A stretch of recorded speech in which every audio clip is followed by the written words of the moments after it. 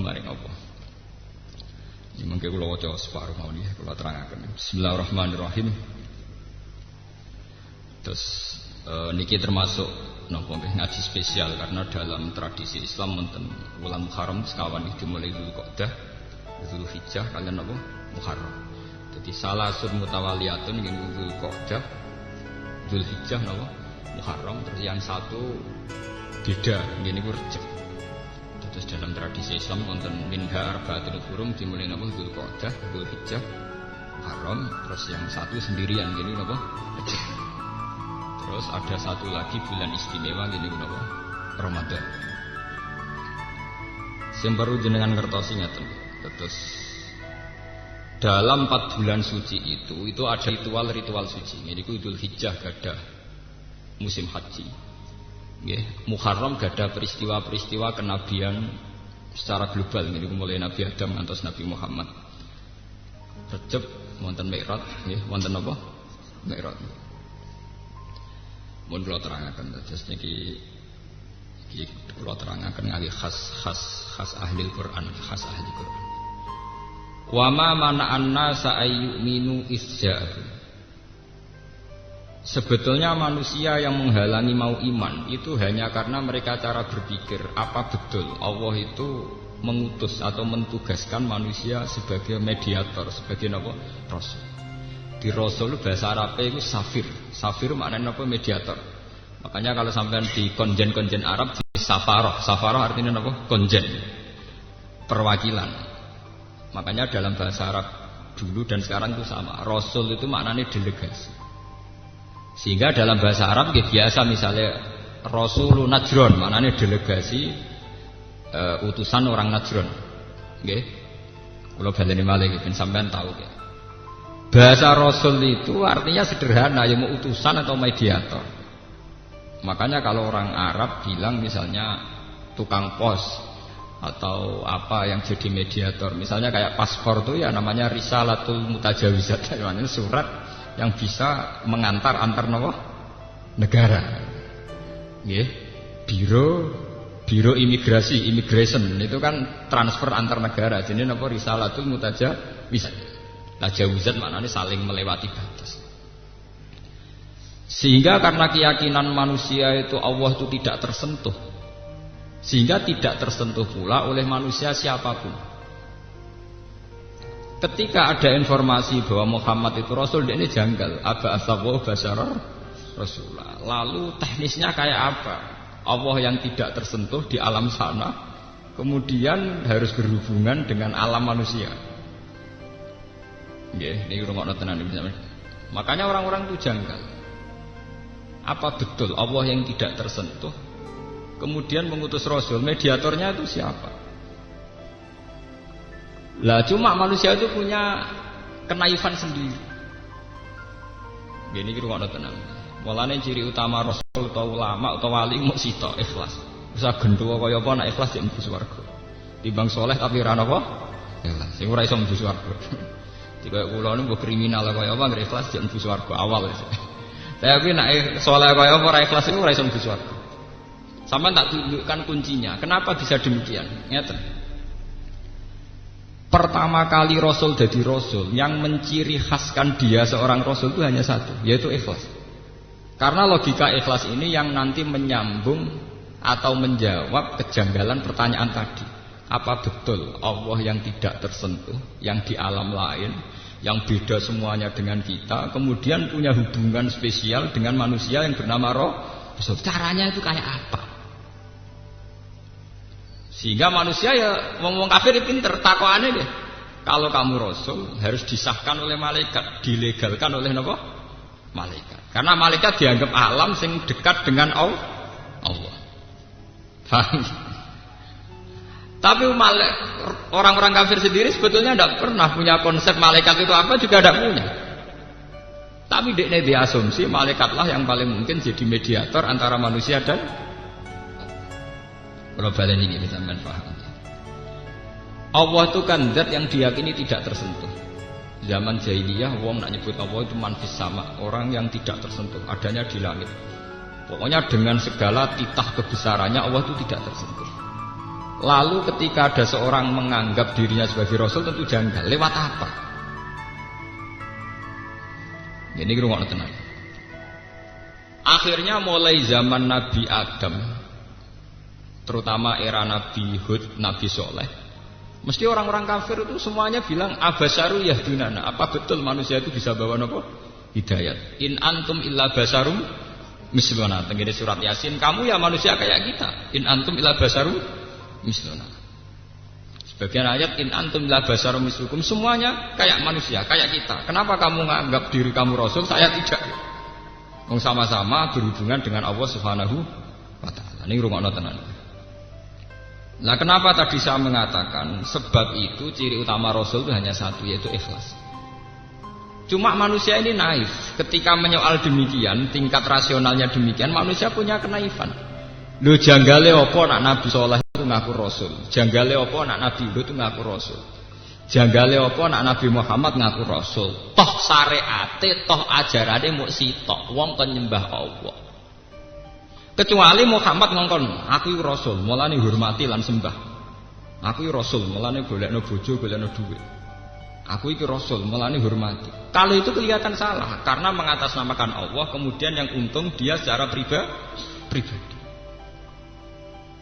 Kalau baleni malih. Sebab itu tenggene surat Yasin di semua Al-Qur'an, ciri utama rasul itu pasti pertama itu la ilaha illa ana fa'budni. Ittabi'ul mursalin, ittabi'u man la yas'alukum ajra. Karena ketika manusia menyoal kenapa ada rasul sementara Allah tidak tersentuh, penyoalan manusia begini ini bisa terjawab. Lho kowe kok janggal wong dadi rasulullah. Wong syariate lan ajarane ya mung sitok, wong penyembah Allah Subhanahu wa taala. Wis ngono hakikate secara lahir Nabi ya disiksa, diintimidasi dan sebagainya. Toh tetap ngendikan kamu harusnya nyembah Allah Subhanahu wa taala. Mulane kula niku seneng, nganti mati nggih seneng. Mbok dadi kiai rapati mulya nemen-nemen niku seneng. Piye ciri utama ikhlas iku nek wong balik ning pangeran. Nasib kula wis ngeten-ngeten mawon niku mun maksimal. Ana sing hormat, ana sing percaya loro telu men sedengan terus. Kula kakehan. Musolaan mun kakehan. Kakehan tambah dadi hijab. Kakehan dadi napa? Hijab. Kula niku umpama sing seneng siji loro men sedengan. Standar napa? Standar ada bagus. Ndak niki kula crita nggih niki mergo niki penting zaman akhir. Kula cerita detail secara ilmiah. Manusia itu mulai zaman Nabi Adam sampai kiamat itu punya asumsi. Asumsi ini kemudian oleh orang-orang Arab disebut malaikat. Sebelum ada Rasul pun mereka menganggap ada makhluk yang namanya malaikat yang lebih layak jadi mediator antara Allah dan manusia, bukan sama-sama manusia. Orang Cina punya terminologi itu dinamai dewa dewi. Zaman Yunani kuna sebelum Masehi juga ada dewa dewi. Jawa kuna juga iya. Untuk yang kejahatan dari Bathara Kala dan sebagainya, untuk yang apik dari resi siapa. Wong Islam di Nabi Khidir, wong gone pewayangan duwe sapa dewa ruci semanggon yoga napa sego. Sama, semua terminologi paham agama itu sama, istilah-istilahnya sama. Ya istilah-istilahnya apa? Sama. Ketika orang Arab bilang Allah itu harus satu, orang Jawa sudah bilang sahyang widil, zat yang serba apa? Isa. Makanya ketika Imam Ghazali menemukan bahwa Tuhan itu ada, itu bukan prestasi Islam. Semua dasar watak manusia itu tetap menemukan bahwa alam ini punya Tuhan. Sehingga dari awal Islam mengatakan agama Islam itu agama fitrah, agama yang sesuai kodrat manusia. Kodrat manusia itu apa? Yaitu meyakini bahwa di alam raya ini pasti ada Tuhan, ada penguasa. Paham ya? Menamakan Tuhan sebagai Allah lah itu yang baru ciri Islam ya. Menamakan Tuhan sebagai Allah itu ciri apa? Islam. Tapi kalau sekedar alam raya ini ada penciptanya, ada Tuhannya, itu keyakinan semua, kepercayaan. Kemudian Kristen menambah itu Trinitas, itu ada Tuhan Bapa, Tuhan Ibu, Tuhan Anak. Di zaman Yunani namanya Logos atau Logos itu. Terus zaman orang filsafat disebut akal awal, akal sani, akal apa? Salis ini teori-teori nama filsafat. Dalam Islam itu dikenal namanya Allah. Tapi dengan segala gelarnya Tuhan, dengan segala status Tuhan, manusia itu tidak yakin bahwa antara manusia dan Allah itu ada mediator. Lah ini sudah diperkara.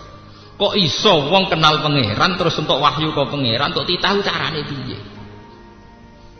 Lah berhubung cara mulai dhisik misteri, maka banyak orang yang memberanikan diri ngaku jadi rasul.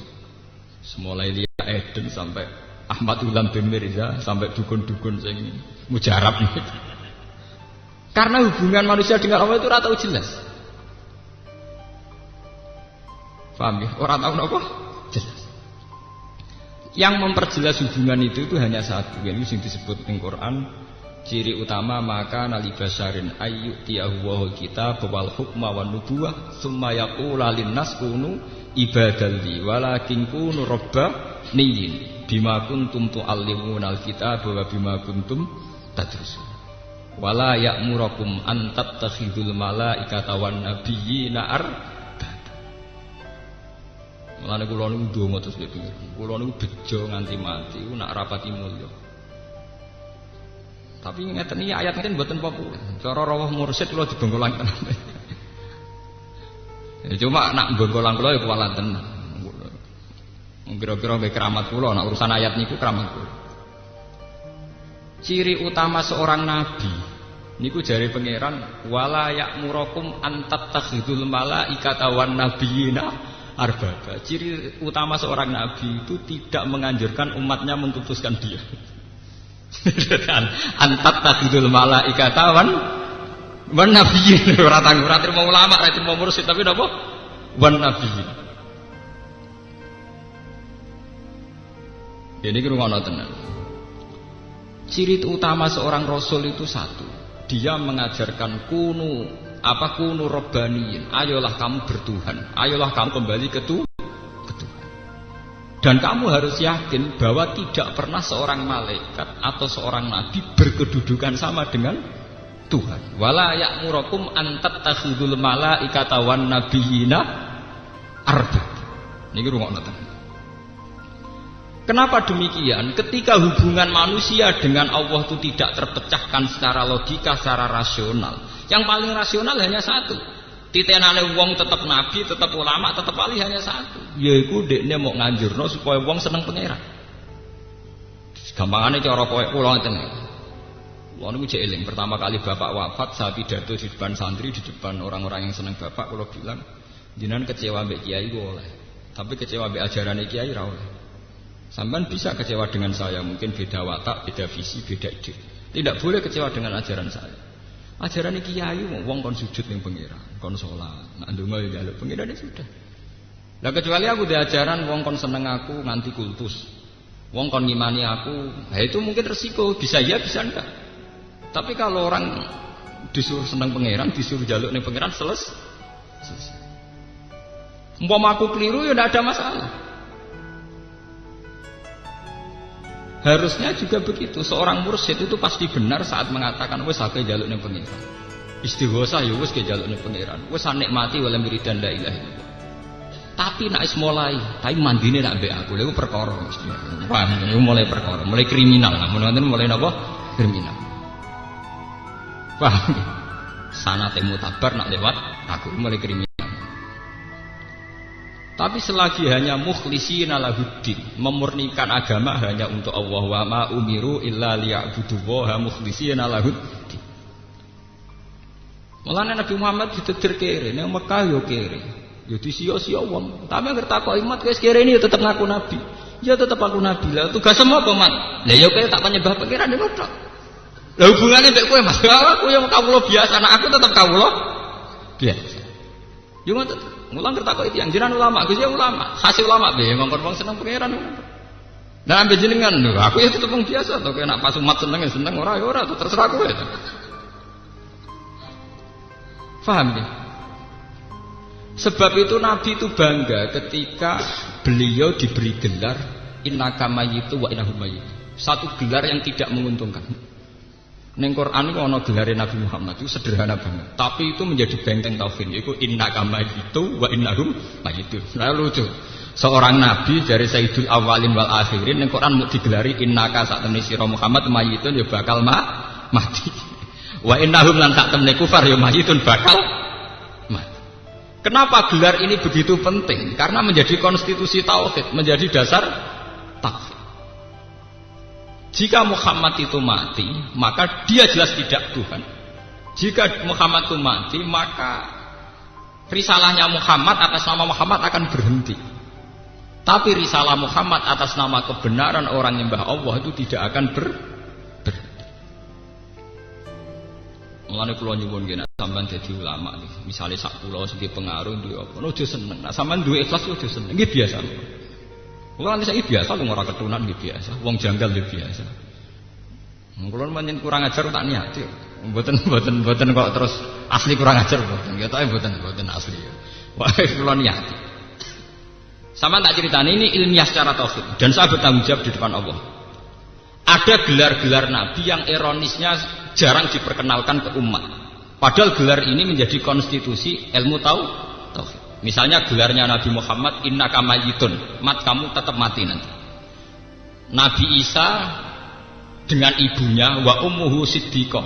Ning Quran dikek gelar apa? Kana yakulani ta'am. Iku doyan sego. Jadi ada gelar-gelar kenabian yang tidak menguntungkan, gak prestis. Jadi Nabi Isa sak mboke digelari napa kana ya doyan napa sego. Nabi Muhammad itu untuk gelar innaka mayyitun. Ana neh gelar afa imma ta'uqitila. Cek Muhammad mati cek dipateni. Dipateni kesane agak jaduk. Ora di fisik kesane. Ora di jimat. Tapi itu juga gelarnya Nabi. Afa imma ta'uqitila.